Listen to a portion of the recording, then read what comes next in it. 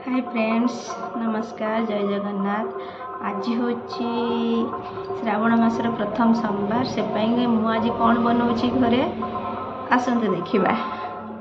Fast तो मो अरुआ चाउल को भिजे नहीं किसी समय पूर्व तापाई मसला भी किसी रेडी कर नौची आ गरम पानी भी करके रखिदे। यही मसला जी देखते सब पूरा भजा हेनी कंचा टे कुटी दिहब हेमदस्तार।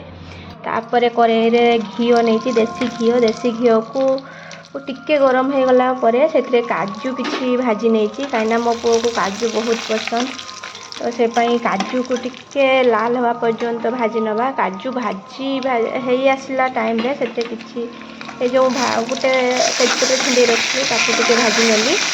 तेजपत्र भलसे भाजी गला रखी जो अरुआ चाउल भलसे भाजी नेली। अरुआ चाउल टे पानी अच्छी से पानी टे सुखी आसला जो आम सब मसला प्रस्तुत करके रखिले से मसला भी नवा। ता पूर्व टे स्वाद अनुसार लुण जमी मीठाटा बालान्स हम से लुण नहीं नेली। तापर भल भाव चलईदेली कुसुणी चाउल सब भलसे भाजी हो गला देखो के सुंदर पूरा पूरी कलर आसी चाउल रू भी पूरा पूरी पानी सुखी सुखी आसी। जो मसलाटा को रखी से मसलाटा को देदेली भल भाव।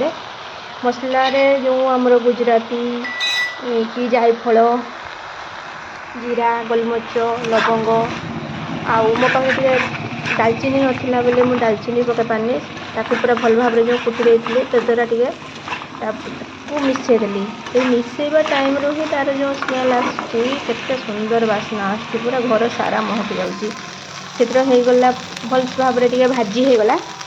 भाजी हो गला से जो गरम पानी करके रखी से गरम पानी को देदेली कहीं चाउल जो ताटिया नहीं थे आप 2 ताटिया कि 2.5 ताटिया पानी देदेवे।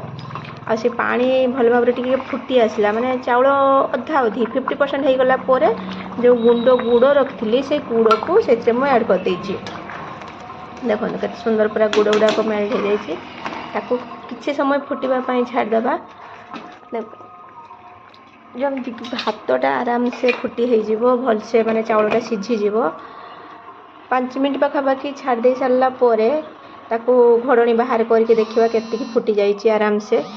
घोड़नी बाहर कर सारी तापर देखला बेले को पूरा मन खुशी हो जाउची पूरा खिला खिला केते सुंदर मंदिर प्रकार भली पूरा कानिका रेडी। आकु थरे मो स्टाइल रे बनातु घरे खातु समस्त को खुआतु देखिए केते सुंदर लगुच तार स्वाद जेमिति मुहर छाड़बनी। हमर मीठा मीठा कानिका रेडी हो गला।